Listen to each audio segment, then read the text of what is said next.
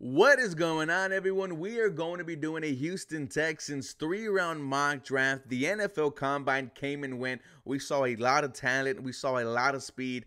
The Houston Texans currently own the 23rd overall selection, so it's not like the previous 2 years where we were selecting in the top 5 and had an extra first-round pick on top of that. 23 is all the Texans have, and I can see them going different directions: defensive tackle, wide receiver, cornerback, linebacker, safety. We are going to see what type of talent could be available in the first, second, and third round. So this is a 3-round mock draft for the Houston Texans pre-free agency.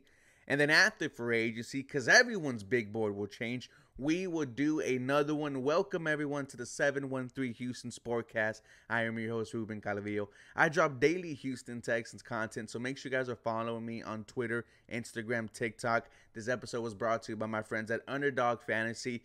Download the app, use my promo code 713HOU for a first-time bonus deposit up to $100. And thank you all so much for watching today's episode. Now, at pick 23 for the Houston Texans, I am using the PFF model.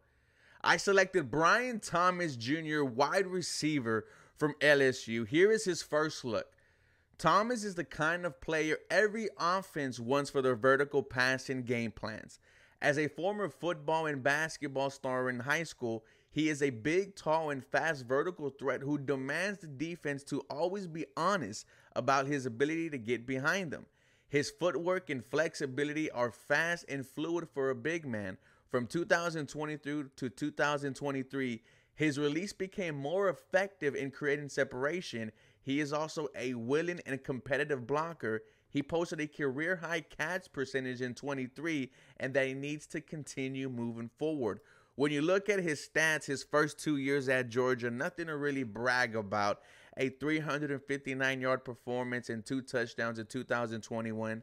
In 22, 361 yards, 5 touchdowns.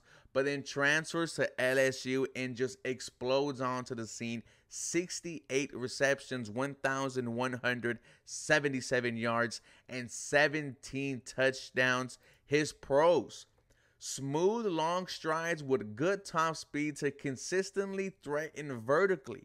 Much improved technique and footwork on his release in 2023. Willing and competitive blocker. His cons: not a lot of experience versus press. Catch percentage was lower than preferred the past 3 years, though 2023 was his best. And not a make you miss type of receiver after the catch. And they said that he has shades of Martavis Bryant. I selected Brian Thomas Jr. at pick 23. The Houston Texans get another weapon for franchise quarterback C.J. Stroud. And Brian Thomas would have all the time to develop into a legit wide receiver one, as he sits behind Nico Collins and Tank Dell for the first couple of years. And I have no doubt he will still be a threat as the number 3 guy. And when you have C.J. Stroud as your quarterback, man, he is going to make you look fantastic. Let me guys know what you think about Brian Thomas Jr. at pick 23 for the Houston Texans. Now, in the second round at pick 59 for the Houston Texans, I went with linebacker Edrian Cooper from A&M. He will be starting immediately next to Christian Harris. Here is the first look. Cooper brings a lot of athleticism to the linebacker position. He possesses top-tier change of direction, burst, and pursuit speed. His best work comes from when he keeps things in front of him, flying in for tackles at the line of scrimmage or toward the sidelines. Cooper's issues comes from reacting more than anticipating. He is manipulated off his spot too often against play action and pre-snap motion. He also tends to over-pursue tackles, though he was more consistent in 2023. He earned a high coverage grade in 23, but that was more from defending shallow zones, running backs out of the backfield, and QB scrambles than it runs from deeper zone assignments.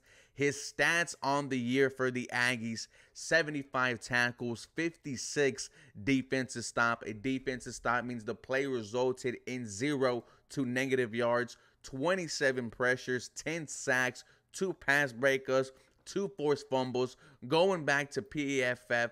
The review: Cooper has the length and athleticism to be a starting caliber linebacker in the NFL in a downhill role.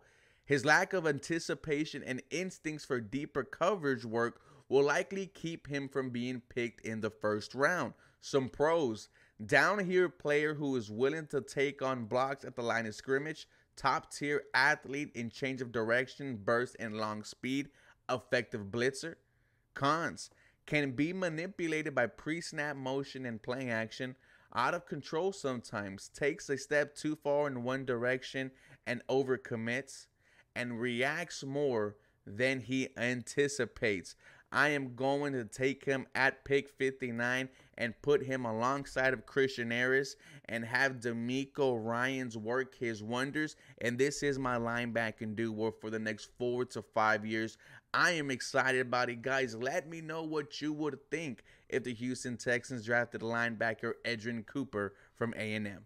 At pick 85 for the Houston Texans, I went with running back Blake Corum from Michigan. Here is his first look. Corum was one of the most productive backs in the country in 2022, and he was on his way to being a top 75 selection had he not torn his meniscus late in the season. He comes in a smaller size, 5'8", but weighs around 210 pounds. The smaller frame means he has shorter strides, which does affect his overall long speed and sideline ability. However, they also help yield his calling card as a back, his precise footwork, and elite short area explosiveness as a pass catcher. He has very natural hands and pass protection. He is willing, but his lack of size causes him to be overwhelmed at times. His stats: 258 carries for 1,245 yards, 117 receiving yards, and had 28 total touchdowns. Going back to PFF, the review: Corum was not as efficient in the individual metrics of running back play after his meniscus tear, but the traits of an effective back were present in 2023, specifically toward the end of the season. He lacks elite overall athleticism, but is precise, sees the field well, has good contact balance, and brings good third down abilities, which should yield a contributing role in the NFL. Some pros on Blake Corum: great center of gravity when taking on contact. Shorter frame allows him to be precise and explosive when putting his foot in the ground to burst or change direction. Very natural hands as a receiver. Smaller frame allows him to get skinny between the tackles. Controlled, precise footwork behind the line of scrimmage and in space. Patience is a huge plus in his game. Willing as a blocker, uses size for a leverage advantage. His cons: leg stride length affects his overall long speed, just doesn't have that getaway top speed, and can be overwhelmed in pass protection. I mean, he is 5'8", ladies and gentlemen. But with that being said, in the third round, I am giving this offense another boost. Blake Corum could come in and be behind whoever is the starting running back, whether it's Saquon Barkley, Devin Singletary, Josh Jacobs, Derrick Henry. I like Blake Corum. I know my boy VT Brown Chubby Bear likes Blake Corum. Let me know, guys, what you would think about the Houston Texans selecting a running back in the third round. And for this mock draft, for the first 3 rounds for the Houston Texans, I went wide receiver Brian Thomas Jr. out of LSU. In the second round, I went linebacker Edrian Cooper from A&M. And in the third round, I went Blake Corum, running back for Michigan. Let me know what you guys think. For more Houston Texans content, you guys feel free to follow me for more. Go Houston. Have a very blessed day.